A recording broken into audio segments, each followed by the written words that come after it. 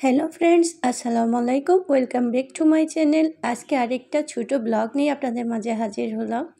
এই তো সকালে আমি একটু ওয়ার্ড্রপের উপর মোছামুছি শুরু করে দিলাম। এখানে একটু ধুলামুলা জমে গেছে অনেক। তো আসলে ধুলাবালি থাকলে আমার একটু অ্যালার্জির সমস্যা, তো একটু ক্লিন করে রাখি সব সময়।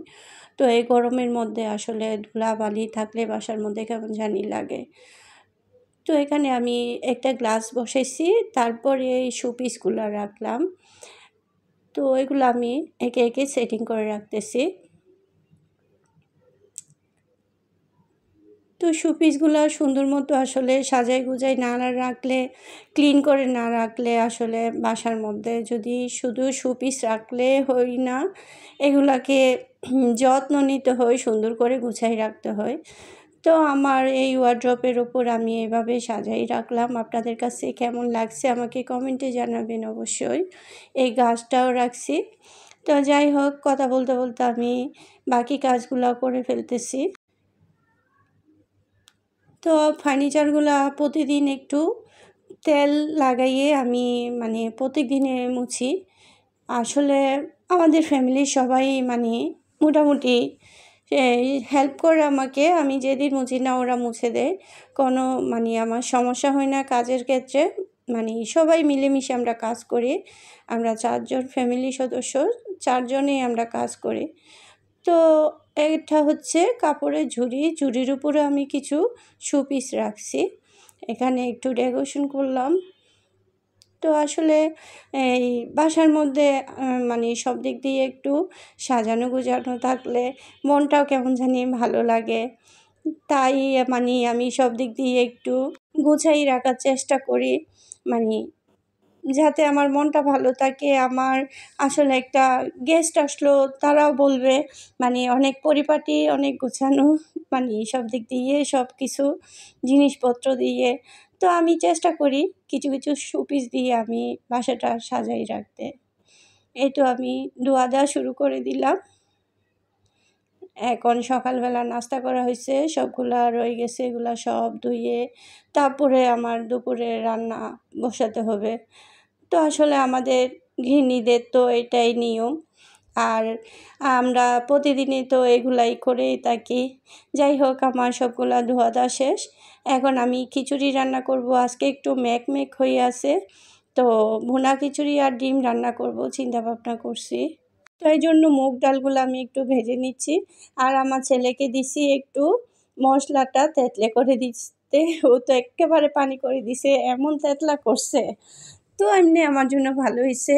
এই তো আমি ডিম রান্না করতেছি। ডিম এভাবে আসলে রান্না করি, কারণ ভুনা খিচুড়ি রান্না করলে আমার শুকনাভাবে আমি খাইতে পারি না। এ কারণে একটু ঝোল দিয়ে ডিম রান্না করি। এখানে একটু পানি দিয়ে দিলাম, ঝোল। আবার একটু নেড়ে ছেড়ে দিচ্ছি ডিমটা। তো হাতে মাখানো খিচুড়ি রান্না করব। এই তো একদমই মেঘলা, বৃষ্টি আসার মুহূর্ত হয়ে গেছে। তো হয়তো তাড়াতাড়ি চলে আসবে বৃষ্টি। এখানে আমি মুগ ডাল আর মসুর ডাল ভিজাইয়ে ধুয়ে রাখলাম। তো এগুলা সব খিচুড়ির জন্য আয়োজন করে রাখছি। আর ছোলার ডালগুলা আমি সিদ্ধ করে নিচ্ছি, কারণ ছোলার ডালগুলা সিদ্ধ হতে অনেক সময় লাগে। তো এগুলা তো খিচুড়িতে এমনি দেওয়া যাবে না। যাই হোক, আমার সব উপকরণ এখানে দিয়ে দিচ্ছি। এখন আমি মেখে নেব। সরিষার তেল দিচ্ছি, আপনারা চাইলে সাদা তেলও দিতে পারেন। তো হাতে মাখা খিচুড়ি আমার অনেক ভালোই লাগে। আসলে না, আমার ভয়েস ওভার করতে অনেক কষ্ট হয়। যদি ভুল ত্রুটি হয়ে থাকে আমাকে ক্ষমা দৃষ্টিতে দেখবেন। এই তো আমি সবগুলো উপকরণ মেখে নিচ্ছি এখন ভালো মতো। তো আবারও পুরানো কথা বলতেছি, আপনাদের কাছে আবদার করতেছি, রিকোয়েস্ট করতেছি বলতে গেলে। এখন পর্যন্ত আমার ভিডিওটা যারা দেখতেছেন সবাই একটা লাইক দিতে ভুলবেন না, আর একটা সুন্দর কমেন্ট করতে ভুলবেন না। ভিডিও রিলেটেড কমেন্ট করবেন অবশ্যই। তো আমার প্রিয় আপুদেরকে অসংখ্য ধন্যবাদ আমার ভিডিও দেখার জন্য, সুন্দর সুন্দর কমেন্ট করার জন্য। আর যারা সাবস্ক্রাইব করেন নাই, তারা অবশ্যই সাবস্ক্রাইব করে আমার পাশে থাকবেন। তো আমার নতুন নতুন ভিডিও যাতে আপনাদের কাছে চলে যায়। তো আপনারা পাশে থাকলে আমার মানে অনেক উপকার হবে, আমি অনেক দূরে এগিয়ে যাব। এই তো কথা বলতে বলতে বৃষ্টি চলে আসছে, অনেক বৃষ্টি হচ্ছে, ঝুম বৃষ্টি বলতে গেলে। তো এই ঝুম বৃষ্টিতে আমি খিচুড়ি রান্না করছি, আর খিচুড়ি খাওয়াটা মজাই আলাদা। তো খুব ভালো লাগে আসলে বৃষ্টির দিনটা, মানে অনেক দিন পর বৃষ্টি পাচ্ছি, খুবই ভালো লাগতেছে। যাই হোক, কথা বলতে বলতে আমার দুপুরের খাবার শুরু হয়ে গেছে। এই তো আমি খিচুড়ি নিয়ে বসলাম। তো আপনাদের কাছে একটা রিকোয়েস্ট, সুন্দর মতো একটা লাইক আর কমেন্ট করবেন।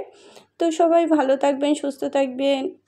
ওকে, আল্লাহ হাফেজ, আসসালামু আলাইকুম।